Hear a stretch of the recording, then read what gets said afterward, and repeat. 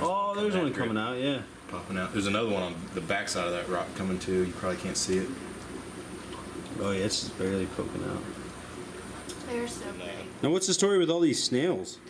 I was actually just breeding these and selling them on eBay because from where they're the blue color, they'll actually sell for about $1 a piece. Because they're a lot harder to find than just your common brown or your red ram's horn snails. Trumpet snails for days in this tank. Just, I don't even know how many thousands of them are in here. Like, you've got all the ones you can see, but then even underneath this algae, which itself is going crazy, there's hundreds and thousands more underneath the algae.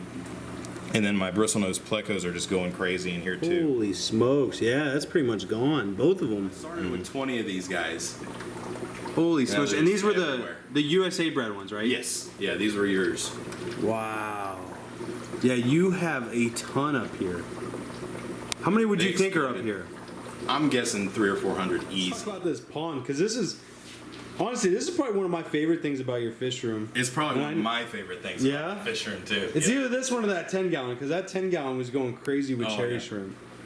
And, wow, you got, what'd you say? You got 4 turtles in here? Yeah, 4 diamondback terrapins. They're the concentric pattern. His camera shy is hiding. Yeah. Well, if you go up there, he'll probably try to let you know you need to buzz off. Usually, if I get up close to it with the camera, he's like, hey. He lets you know that's his side of the tank. Because him and that female, they'll spawn on that Amazon sword every couple of months. What is going on, shrimp keepers?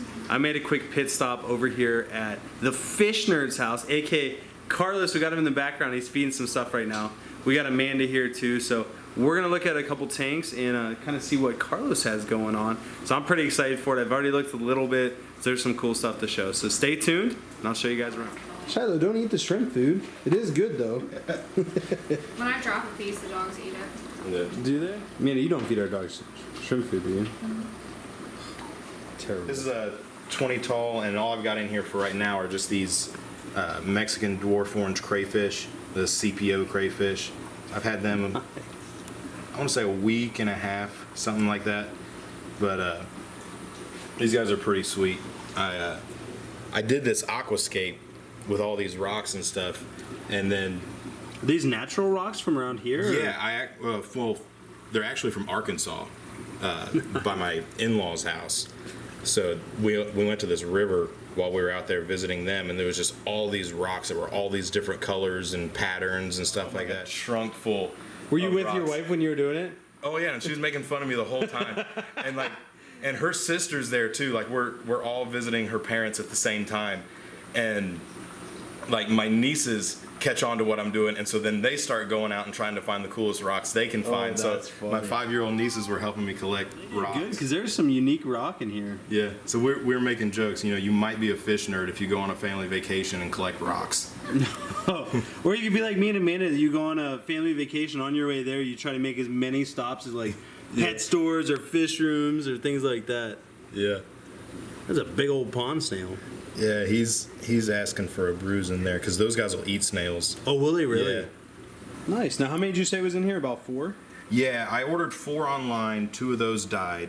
Then I went to my local fish store, and he had some, so I picked up another male-female pair from him, and the female actually already had some eggs that she was carrying, so I'm hoping she'll release those, that she didn't lose them in the transition. Nice. That'd be pretty sweet. Give me a jump on breeding. Get them these breeding guys. already, yeah. Yeah. Because is this their max size? Just about. So they're about what, 2 The biggest inches? one I've ever seen is 2 inches. I'm guessing that one's about 1.5 inches, 1.75 inches. Gotcha. There's another little one coming up. Yeah. All right. So what do we got going on up here? So this is a 30 tall, and this tank's kind of in the middle of some transitions. So it's holding these guppies for now. A lot of these are going to be coming out because I'm trying to select for the blue color. So all these ones that have all the red and orange and stuff in their tails, they're going to be coming out. But then I'm going to be redoing the scape as well because I finally got these new lights. I did just have the stock lights that come on these tanks. Yeah. And they just wasn't strong enough at all to really do anything with plant growth. Nice. And what type of light is that? This is the Finnex Stingray, Oh, nice. the 24-inch. Man, that's nice and small. Yeah. So it's lighting it up a whole lot better. So Oh, yeah, it I'm looks thinking I can great. actually get, at least some val and things like that going on in here to get some hiding spots for fry, so I can kind of do a breeding colony of the guppies in here. And then I've actually got a bunch of Bristlenose Plecos. I got 6 or 7 of them in here. Do you really? Yeah, they're Yeah, actually they're hidden pretty good. Oh, I see one right there. Yeah, they're the ones I have left from the very first spawn I ever got of Bristlenose Plecos. So I held on to them just for, sentimental reasons. Yeah. So those are still in there, but I'm going to redistribute those around. I'll put some of those in the display tank out in the living room and stuff. Nice. And Now, what's the story with all these snails? I was actually just breeding these and selling them on eBay because from where they're the blue color, they'll actually sell for about $1 a piece. Because they're a lot Wow. harder to find than just your common brown or your red ram's horn snails. And you have a good 200-300 in here at least. And so that's kind of the two-edged sword. They were breeding so good for me that they actually, there got to be so many of them that they were competing for the calcium in the water. So that's why a lot of these look really white and really pale. So that's why I added all this crushed coral back here in the corner to get them some more calcium. Nice. Because they should have like a nice dark blue color. Like this guy up front, he actually looks pretty good. Oh, yeah, he's gorgeous. So that's what they should look like instead of having all that crusty white stuff on there. Yeah. I gotcha. I like your little sign over here. Yeah, I got the Fish Fam sign. The Fish Fam sign, the Aquarium Co-op towel. Yeah, got the Aquarium Co-op sticker. I got. Oh, do you really? Yeah, right here. Oh, man. There's Corey, another one here. Corey's going to be proud. Okay, so this is my. I'll just call it a monstrosity because everything in this tank is just going crazy, and I'm just letting it happen. So, I've got Malaysian trumpet snails for days in this tank. Just I don't even know how many thousands of them are in here. God. You've got all the ones you can see, but then even underneath this algae, which itself is going crazy, there's hundreds and thousands more underneath the algae. And then my Bristlenose Plecos are just going crazy in here too. I've got all the breeding caves in there for them. On top of that, you got cherry shrimp in here. Yeah. So these are actually cherry shrimp I got from you. Oh, nice. I got those back in January, I think, if I got my time periods right. They've been breeding pretty good? They've been breeding awesome. I started off with 20, and I don't know, I've got at least a few hundred at least. So I finally met my match on someone that can outbreed me on Malaysian trumpet snails. Yeah. I've had a huge tank of them for the longest time, and then I get here, it's literally that deep. Like, it is crazy. It's ridiculous. It's to the point where I want to get rid of them because they're out competing the plecos for food. Yeah. Like I put the green beans and things in there for the plecos, and then the snails just swarm them. Well, you can see it even right here, whatever they're eating. They're, like, the babies are just trying to eat some, and the snails are just taking it over. And I tried using a snail trap in here, but then the baby plecos are small enough they can get in there, so I accidentally catch the baby plecos. So there's really not too much you can do. Yeah, and then I thought, well, I could get like a South American, an Amazon puffer, and put that in there and let him wipe the snails out. And then I'm like, well, I got the cherry shrimp in there, and I don't want to mess up so my it's cherry like- shrimp. Really not too much you could do. So it's just a matter of throw some whole green beans in there, wait till they swarm it, and then just scoop out by them out. hand as many as you can. Just kind Jeez. of manage the damage. Now, do you got any tips to breeding snails? Because, I mean, obviously you're just killing it on the Feed snails. them. Just feed. The more they eat, the more they breed, and that's really what it boils down to. Because you have an automatic water change system, right? Yeah, I've got a drip system, so it's just a single line that's got drip emitters that drip into each of these 10 gallons. I've got a drip emitter in each of these, and then the overflows from these two go down into this one, which overflows into this one, which overflows into my floor drain. Okay. So it just kind of runs down the tower, and then the one on the far left up here goes down into the 30 and 20 gallon over there. Nice. All right, so this is the Pleco, like, grow out tank, more or less, I guess? Yeah, I was switching the breeding adults from one tank to the other, from one of the 40s to the other 40, and just letting them spawn in one, then spawn in the other, so that way I would have fry in both. But then I ended up just leaving them in the one up top, and there's several generations up there now, but these guys are pretty much all from the same batch of fry, and they've just been growing out, and I've sold a lot of them out of this tank. Oh, yeah, and you got a ton. And I've still got a ton left. And just so everyone knows, these are the super reds? Yeah, these are the Okay. super reds. Just wanted to make sure. And then look, they're destroying the Malaysian driftwood back there. Yeah. At least it looks like they're eating away at it. Yeah. And like this challah almost gone too. They've been chowing down on it. Holy smokes. Yeah, that's pretty much gone. Both of them. I'm on these early in the game because I started off out here trying to set this up to be like the ultimate small breeding for profit system. Yeah. So I got the swordtails thinking that would be a great choice because they're live bearers and I thought they looked really cool because they're the orange and white kind of the creamsicle look. Yeah. I think they were sold as koi, but the thing about them is they grow out so ridiculously slow. Oh, do they really? Oh my goodness, yeah. It takes like 6 months for a fry to get sellable size. Wow, so it's not even worth it. Yeah, then. because like you can't really take them to the local fish store, at least not mine, until they're showing the swords on the males and things like that. Because nobody wants to buy a male swordtail that doesn't have a sword on Exactly. it. So it just takes honestly, the super reds and the blue ramshorn snails have been the best. Yeah, the money blue makers for me. ramshorns, really? Yeah, because selling them on eBay, you can get about $1 per snail on those. That's pretty good money for Yeah. how quick ramshorns breed. Oh, they breed like crazy. Like I couldn't sell them quick enough to keep my stock down, So yeah, those do really well on eBay.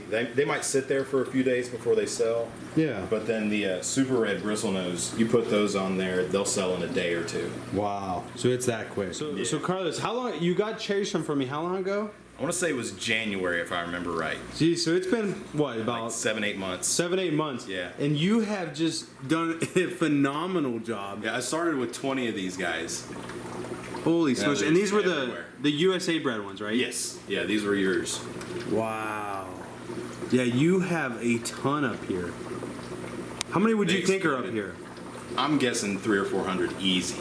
Holy smokes! And no problems whatsoever. They just keep breeding and going crazy. They just keep going.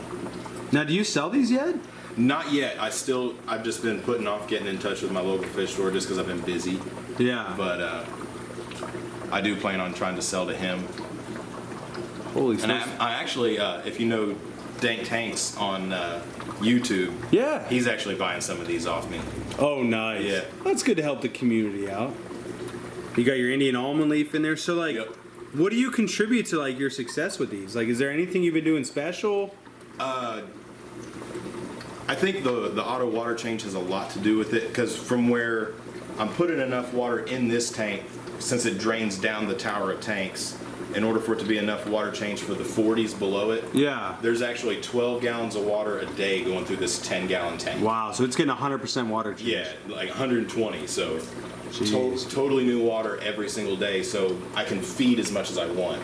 That's crazy. Realistically. So you put a ton of food in there. I put a ton of food in there. So the snails are populating in there too, but the snails also help control the amount of food because if there's extra, they'll eat it. Yeah. But from where they've got as much food as they want and their water is totally clean all the time, they just It been helps. exploding in there. Yeah, because these are just normal ramshorn snails. Yeah, Holy smokes! And you got a few hundred of those too. easy. Yeah. Yeah, that's just crazy. Just a mob. And you just fed them, what, the Shrimp King Complete?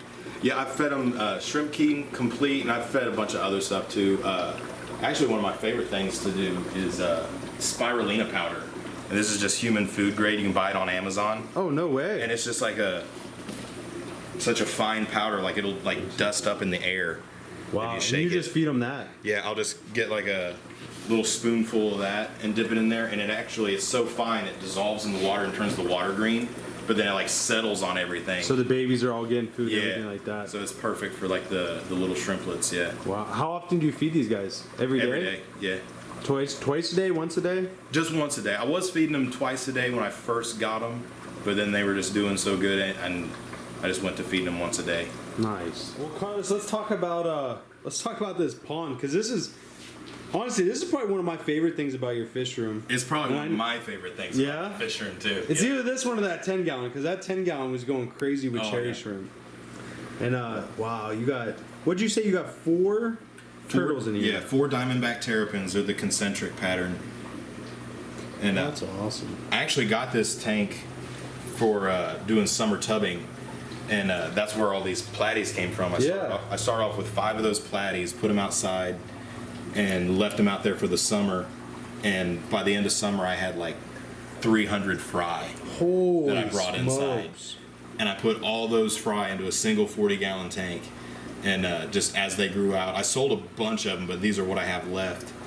And, Gotcha. Still breeding them or no? no, not still breeding them. Because the thing is, breeding for profit, I was thinking, oh, that's something, you know, I can at least get 50 cents a piece for them Yeah. at the local fish store. And, you know, and they breed quick and easy. But thing is, nobody's interested because you can't sell them online because every fish store has them and you can get them at any Petco. And I couldn't sell them at my local fish store because he's overrun with them because everybody else is already providing them. So it didn't fill a gap at all. So I just took what I had left and took a chance on putting them in here with the turtles. Okay. And the turtles at first did try to catch them and eat them, but they gave up pretty quick when they realized the fish were too fast.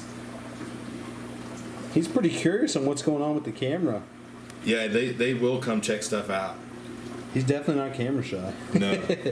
Now walk me over. What's going on in this tank? I know you got the platies in here. What else is going on?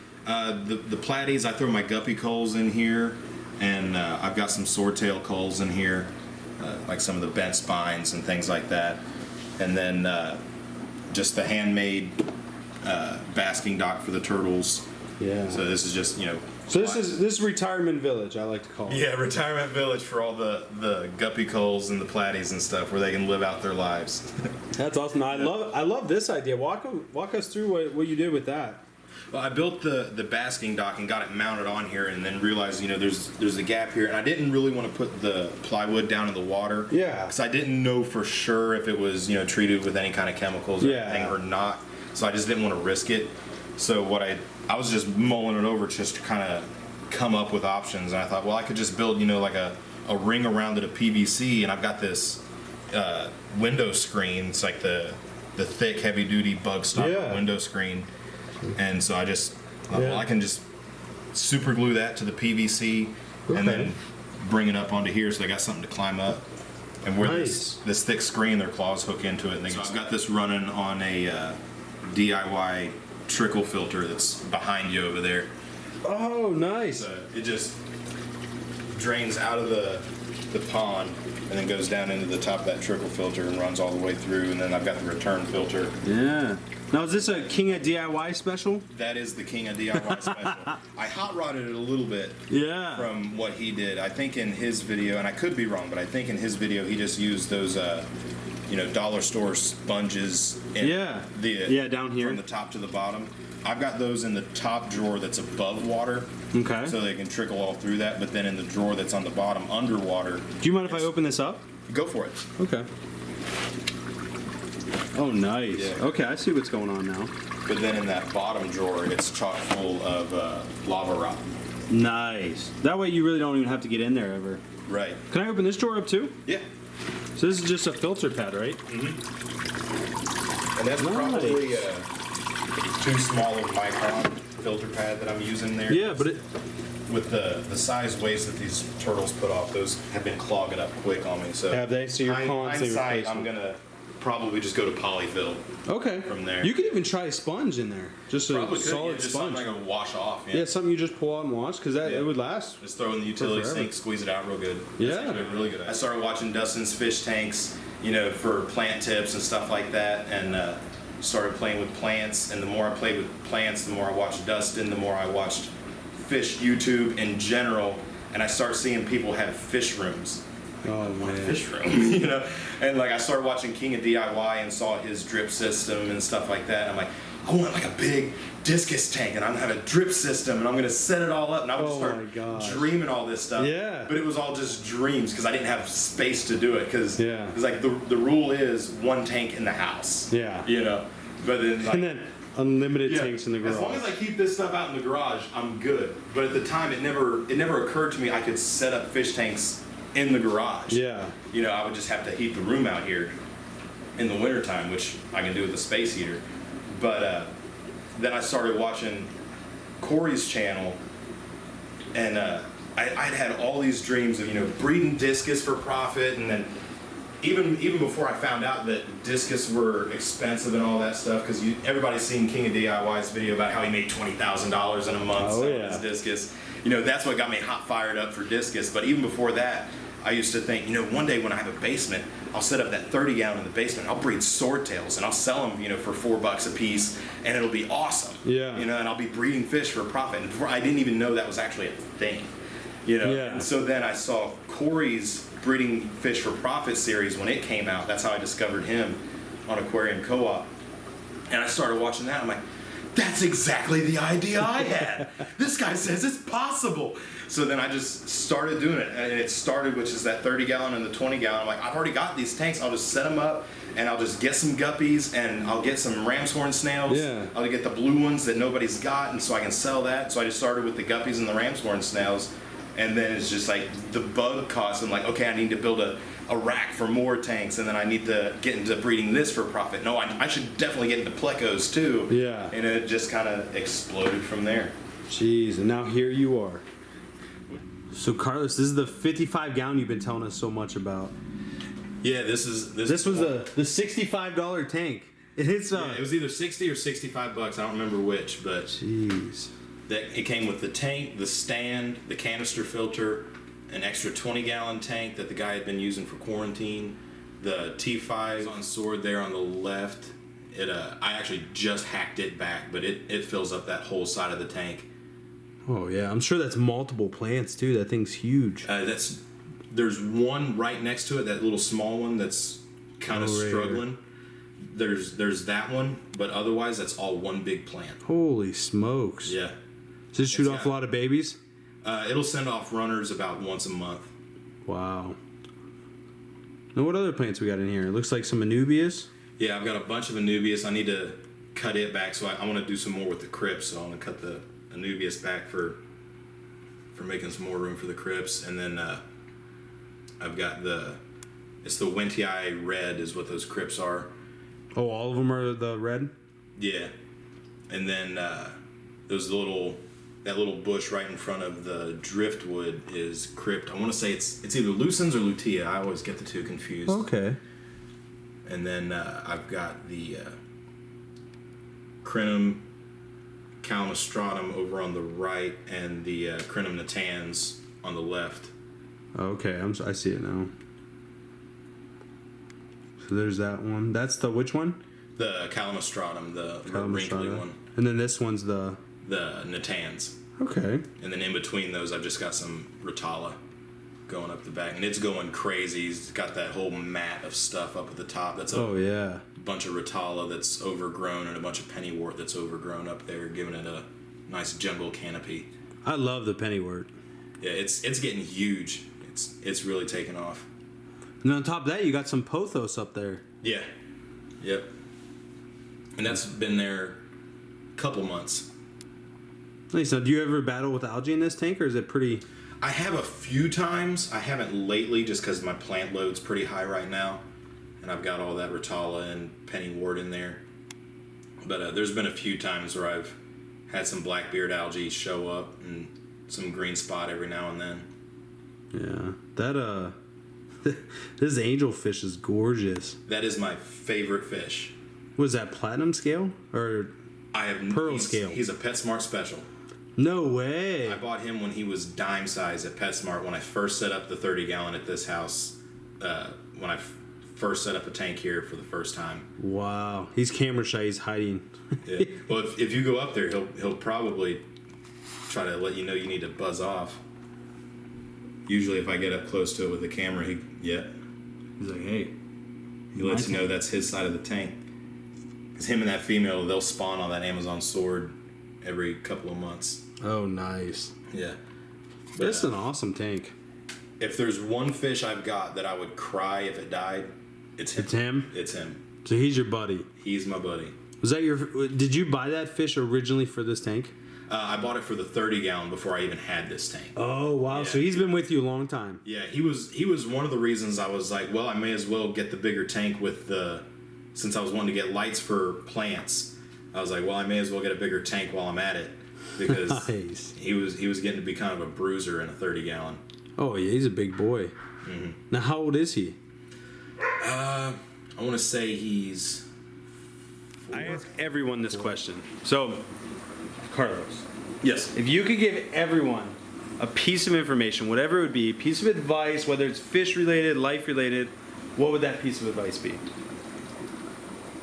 Keep your priorities straight. Keep the first things first. I love the hobby, but it's very easy when you do love a hobby to let it take up too much time. So don't let it take up too much time, and everything else will fall into place. And if I was going to give a number 2 piece of advice, automate everything you can. Amen to that. Everything you can automate it. And as you're saying all this stuff, I'm sure my wife, who's sitting down here, is just nodding her head. Is there truth to that? Yeah. Set your priorities straight. Automate as much as you can. I couldn't agree more. So, Carlos, the fish nerd, thank you so much for having us out. No problem, man. It was fun to stop out. We're actually on our way to vacation. We're going to Gatlinburg with Amanda's family, so the in-laws. Nice. And so we decided to just stop on the way. We were passing right by. So, Carlos, thank you so much for having us out. Yeah, no problem. It was a blast. Glad you guys came. Yep, thank you, man. No problem, man.